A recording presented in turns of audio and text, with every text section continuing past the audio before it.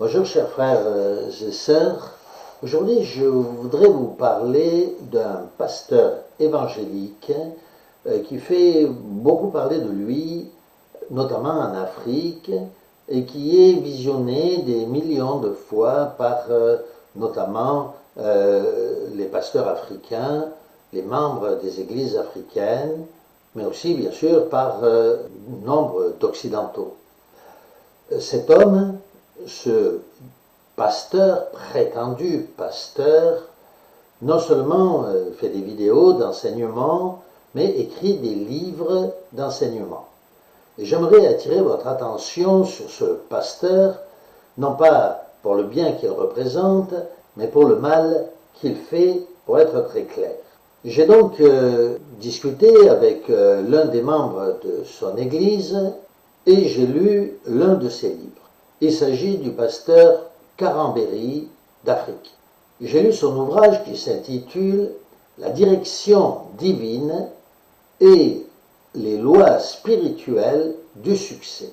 D'entrée, le titre, vous le remarquez, ne porte pas sur l'amour que l'on doit à Dieu ou le service que l'on doit à Dieu, que l'on doit lui rendre, mais sur le succès. Le succès de qui? De l'Église ou de Dieu? Non, le succès des membres. Nous avons, et nous touchons immédiatement ici, un enseignement de type New Age. Et nous allons bien sûr le démontrer. J'ai donc personnellement lu ce livre afin de pouvoir aider et encourager ceux qui le désirent dans la voie de la vérité. Nous allons tout de suite prendre un texte de l'Écriture sur lequel il se base, et pour tout dire qu'il tord, il s'agit de Hébreux, au chapitre 11, verset 1er, qui dit « Or la foi est la ferme assurance des choses qu'on espère, une démonstration de celles que l'on ne voit pas. » Alors ce texte est très clair, bien sûr, dans la Bible, met en évidence que la foi, c'est la claire démonstration, c'est-à-dire la preuve des choses que l'on espère, la démonstration, donc encore une fois, la preuve de choses qu'on ne voit pas, mais dont on a la preuve. Voilà ce qu'est la foi. Mais pour lui, pour le pasteur Karambéry, c'est tout à fait autre chose. La foi, si l'on a la foi, eh bien on va avoir de bonnes choses si on espère de bonnes choses. Mais si on pense à de mauvaises choses, d'après lui, il va nous arriver de mauvaises choses. Alors c'est un concept qui accourt de nos jours dans le monde qui nous entoure, mais encore une fois, cela n'est pas une réalité. Démontrons-le. À la page 22 de son livre, par exemple, Karambéry relate l'histoire qui nous est relatée dans l'évangile de Jean, au chapitre 5, où Jésus rencontre à la fontaine, à la piscine de Bethsatda, un infirme. L'infirme se trouve autour de la piscine avec de nombreux autres infirmes. Jésus s'approche de lui parce qu'il a appris qu'il est infirme depuis plus de 38 ans, et Jésus lui demande « Veux-tu être guéri ?» L'homme répond, vous connaissez bien entendu cet épisode, qu'il ne peut pas être guéri, puisque chaque fois qu'il veut se jeter dans la piscine, lorsque l'ange vient remuer l'eau de la piscine, eh bien quelqu'un s'est jeté à l'eau avant lui. Karambéry nous explique que si cet homme était infirme, c'est parce que pendant 38 ans, il a eu de mauvaises pensées. C'est pourquoi il est infirme. À la page 31, Karambéry va jusqu'à dire que nos mauvaises pensées affecteraient Dieu. Mais comment Dieu pourrait-il être affecté par les pensées des hommes? Qu'il en soit attristé, qu'il en soit offensé, mais affecté en aucune manière. Comment des humains des vermisseaux sur la terre, pour ne pas dire des virus, pourrait-il affecter Dieu? À la page 23 de son livre, Carambéry va jusqu'à dire que des femmes comme Sarah ou Rachel étaient stériles parce qu'elles avaient de mauvaises pensées. Il explique dans son livre que les femmes qui ont de bonnes pensées ont des enfants, alors que celles qui sont stériles ont de mauvaises pensées. C'est le déroulement de son raisonnement. Les pensées que nous avons affectent notre salut, notre foi. La foi, d'après lui, c'est la manifestation de bonnes pensées. Oui, mais alors, cela signifierait que des femmes comme Sarah, comme Rachel, comme d'autres femmes stériles, qui étaient des saintes relatées par le récit biblique, seraient en réalité des femmes qui manqueraient de foi. Cela est l'opposé de l'enseignement biblique. En réalité, c'est leur foi qui a fait qu'elles se sont retrouvées stériles parce qu'elles étaient l'image ou prophétesse, entre guillemets, de la réalité de l'Église véritable.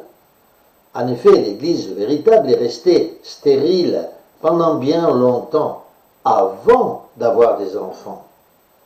Vous voyez, il s'agit donc exactement du contraire de ce que nous enseigne Carambéry, que ces femmes n'auraient pas eu d'enfants pendant un temps parce qu'elles manquaient de foi. Autrement dit, que c'est lorsqu'elles ont retrouvé la foi parce qu'elles avaient eu de meilleures pensées qu'elles ont eu des enfants. On se trouve là bien loin de la vérité enseignée par la parole de Dieu. Carambéry va même beaucoup plus loin dans son hérésie. À la page 37 de son livre, il nous parle du cas de Job, et particulièrement de Job au chapitre 3, verset 25, qui nous dit « Car ce que j'avais redouté m'a atteint, ce que j'avais pressenti m'est survenu. Je n'ai pas vécu en paix, je n'ai eu ni calme ni repos, et la colère de Dieu est tombée sur moi. » Ainsi, Carambéry voudrait nous faire croire que tout ce qui est arrivé à Job est arrivé parce qu'il redoutait, parce que ses pensées étaient mauvaises, parce qu'il avait peur, il redoutait. Eh bien, ce qu'il redoutait lui est arrivé. Ce qu'il avait pressenti m'est survenu. Si Job avait eu la foi d'après Carambéry, tout cela ne lui serait pas arrivé. S'il avait entretenu de bonnes pensées, rien de tout ce qui lui est arrivé ne serait arrivé. Voilà donc l'enseignement ésotérique de M. Carambéry. Mais que nous dit en réalité le texte de Job? Dès les premiers versets, le livre nous dit que le diable s'est présenté devant Dieu. Non pas parce que Job avait de mauvaises pensées, mais bien au contraire, puisque le récit biblique nous dit que Dieu répondit à Satan, « As-tu vu sur la terre mon serviteur Job, combien il est fidèle, combien il est droit, autrement dit admirable, combien ses pensées sont bonnes ?» Ce à quoi le diable répondit, « C'est parce que tu le protèges et que tu le bénis. » Ainsi, avant tout cela, Job avait la richesse, l'opulence, nous dit le premier chapitre du livre de Job. Il était béni de Dieu. Alors, est-ce que cela voudrait dire, d'après Carambéry, qu'avant Job avait de très bonnes pensées, et puis un jour, les mauvaises pensées lui sont venues, autrement dit, il a perdu la foi qu'il avait auparavant, et tous les malheurs lui seraient arrivés, parce qu'il aurait eu peur que ses enfants pêchent, alors le mal serait arrivé sur eux, c'est ce qu'affirme Carambéry, parce qu'il redoutait certaines choses, ces choses lui sont venues dessus. Voilà donc l'enseignement de M. Carambéry.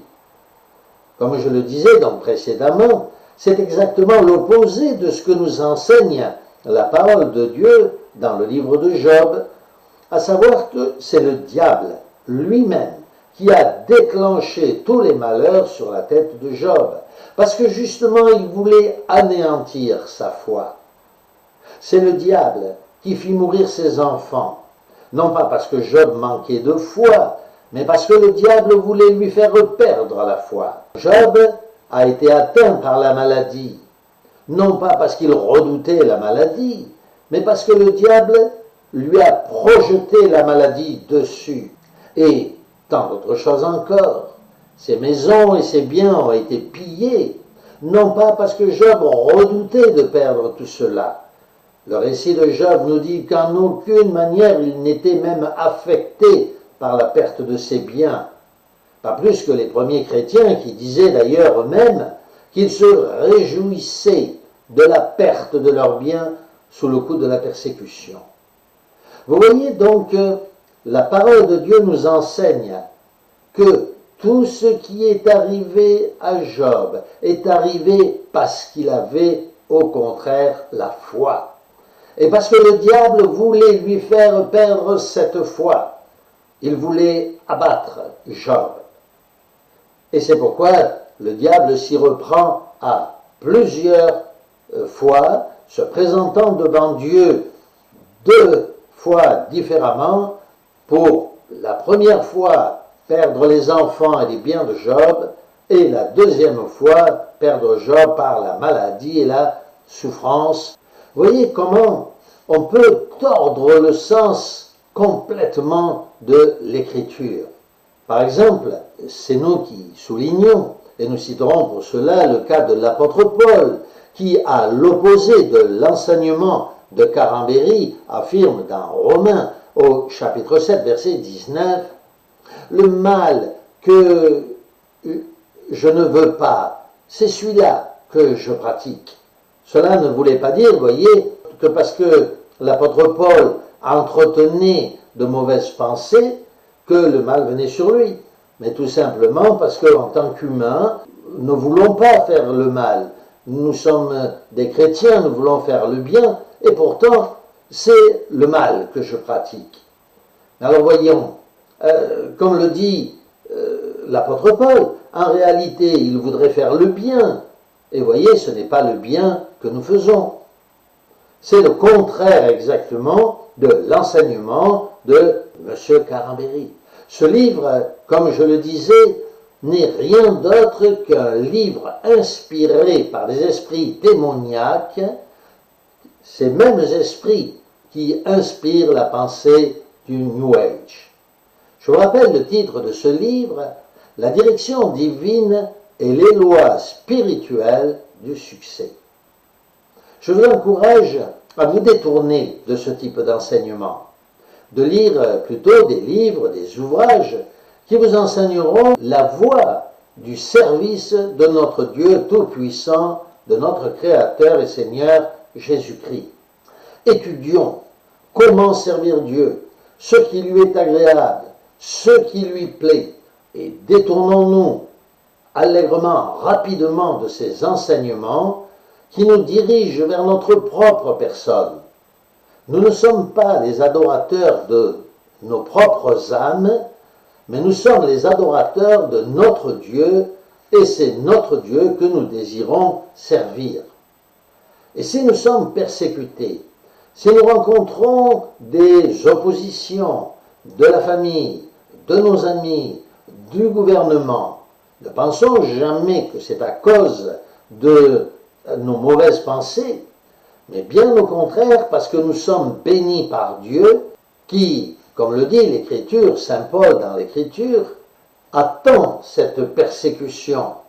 Parce que par la persécution, nous ajoutons à notre Seigneur Jésus-Christ les souffrances qui manquent à son corps. Que le Seigneur vous bénisse.